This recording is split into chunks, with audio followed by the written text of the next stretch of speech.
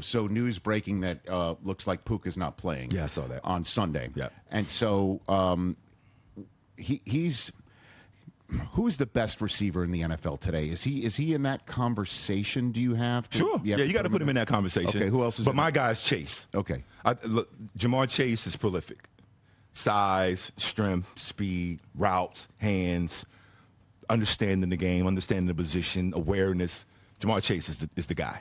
We saw that last night. Yeah. I mean, he's a guy. He can catch 10+ balls a game.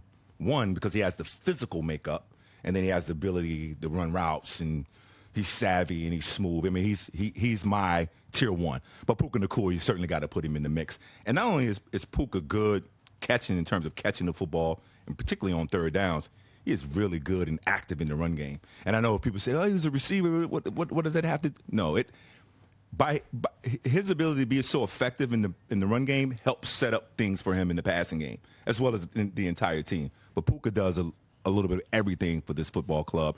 He's certainly one of the top receivers in the league. Yeah, I mean, Sean McVay in our pre-broadcast meeting on Thursday said that Puka is obviously a top wide receiver, and in the run game, it's like having the top tight end on the field as well. For the run game, he's the top tight end, and for the passing game, he's the top wide receiver. And this is somebody with on the same field as Davante Adams now.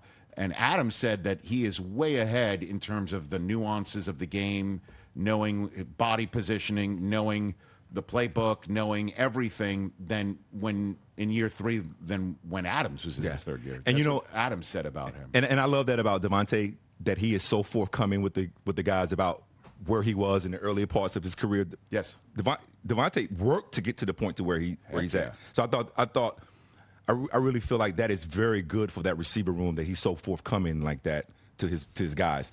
But Puka, man, I would say this: Puka learned from Cooper Kupp, and Cooper Kupp is the ultimate pro. I mean, he did everything for the Rams, and so for Puka to be able to learn from Cooper Kupp in that way, yes. Now he's going out and he's getting an opportunity to show his worth. But I like Puka. He's a great kid, great energy, great spirit about him, and he loves football. Justin Jefferson in this conversation as well, obviously. Yes. Who's the one that reminds you of you the most? I would say right now, in terms of how they move and the way they approach the game, I like Tay Adams. I like Davante Adams. Davante is so deceptively smooth. Mm-hmm. He's not the fastest of guys, but he understands coverage. He understands leverage. He's slippery. He can catch the football in traffic. He can catch the ball. And he can run routes. He can run pretty much every route on the route tree. And he's exceptional at getting off the line of scrimmage. So Tay Adams, Chase, and some of the things that he does with his route running. He's won Jefferson, as you mentioned. So, I mean, I can go on. But those two guys, I would say, Chase and Tay Adams, by the way that they move and how they play, kind of reminds me of some things that I did when I was on the field. Adams seems to have enjoyed being in the role of not being the guy every snap. Mm-hmm. That said, this Sunday, he'll be the guy. He's going to be the guy every snap. He's going to be in the role that essentially has gotten him to the Hall of Fame. By the way, he's only 32. He's now not. He and Mike Evans, as they catch touchdown passes, are going to pass each other in the top 10 of the all-time touchdown receiving touchdown category. But he's going to be in that role, and Jacksonville is going to 100% take all their coverage and throw it in the direction of Davante Adams. Absolutely. And then it's just going to be on the run game and the tight end groups and see what the Rams can affect against the Jaguar team that just coming off their first game all season without a takeaway. They've been awesome. They've been great. Defense. They've been great. I mean, these are two of the top defenses in the National Football League, Jacksonville and the Rams. And to your point, Tay Adams will have to step up even more in this game. They'll roll coverage to him, but he can beat double coverage. That's not a problem for him. It's not a problem for him being the number one guy, the focal point. That's not a problem. Whittington, Tutu Atwell, Ferguson, Higbee, Williams, Corum, those guys will have to raise up a level, being that Puka is now out of the lineup, because Puka draws so much attention and he brings so much production to that offense. Where do you get it from now outside of Tay Adams? And I think those guys are who I'll be focusing on this weekend in this matchup.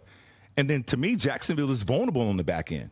You know, I think Newsom just came over from Cleveland, and Seattle hit him on a 61-yard bomb. So I'm sure the Rams, they should test that secondary of the Jacksonville Jaguars to see how, to see if they have made any adjustments from last week's game. But two of the best defenses in the league, really good coaching minds, and Coach Sean McVay and Lynn Cohen, who's the head coach for Jacksonville.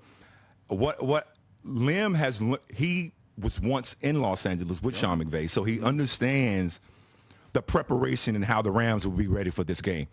What I like with Jacksonville, they're getting an opportunity now because Lim had spent some time in Los Angeles. They're now getting an opportunity to understand what it takes to prepare from a detailed standpoint to be really good. I listened to Lim Cohen last week in the loss that they had, and he talked about details, not beating themselves, staying focused, handling their jobs and their responsibilities. A lot of what Sean McVay says to his ball club. Hey, you made it all the way to the end. Thanks for that. Check us out every single day streaming live on Disney Plus and the ESPN app 12 to 3 Eastern.